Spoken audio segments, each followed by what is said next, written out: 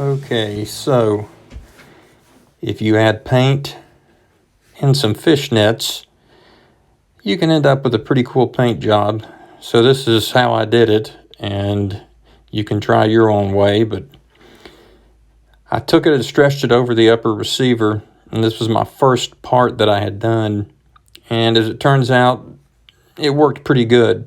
I needed to gather some of the material to stretch it so I got more paint coverage. You can do that a couple of different ways.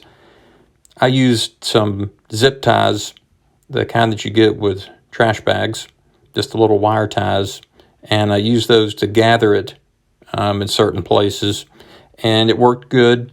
A little bit random, but that's what I was going for.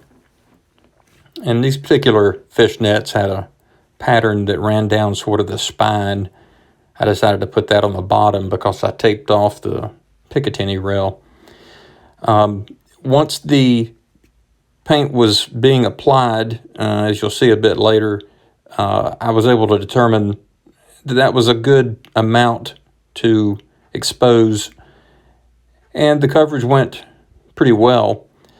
When I wrapped it up and was getting it prepared, I taped off obviously what I didn't want to have paint on, and then I gathered the rest at the top so it wouldn't get paint on it. In the end, I don't think it really matters. I chose to use this matte ink blue, which doesn't give a lot of contrast, but I was kind of going for the understated look. I sped it up because who wants to see someone paint? But I went a couple of times over it, very light coats, controlling how much went through. And you can see here, it went through just about the way that I wanted it to. Of course, you don't really know until you take it off. But these close-ups will kind of tell you that there's a good bit of paint coverage there. Again, the zip ties or wire ties worked good. I went the same way with the stock, except I used a clip to hold it. One of those paper clips, spring clips, and that worked pretty well. And the coverage was good, and it covered not only the plastic, but this Velcro strap on the SB Tactical brace. I did this on the magazine as well. Did pretty good. Here I'm uncovering it. I didn't show the receiver. It's all the same. On the receiver, some of the coverage was a lot more irregular due to the different textures on the gun and the different dips and curves and crevices. And I know that the camera doesn't do a very good job of showing some of the detail. I'll get to that later. But it did do a good job of giving a look that you probably won't be able to do any other way, and certainly won't see anywhere else. After everything was untaped and removed all the things that I were trying to cover, I hit it with the matte clear that I just showed. That really gives it the same finish as the anodizing. You could not even tell that I had put the matte clear on.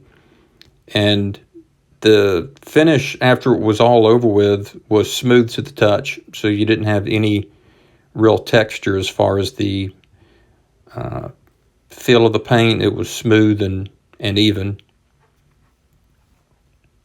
It also covered the Magpul. It didn't seem to want to chip or peel. Again, time will tell how durable it is, but overall the coverage was good on all of the parts, whether it was aluminum, plastic, or the rubber. Even the little Velcro piece that I mentioned, it covered it well. I did these slate black industry M-LOK covers. I just sprayed those and then wiped off the top part with some acetone to remove it from the hex pattern. I gave it a look that matched the rest of the gun.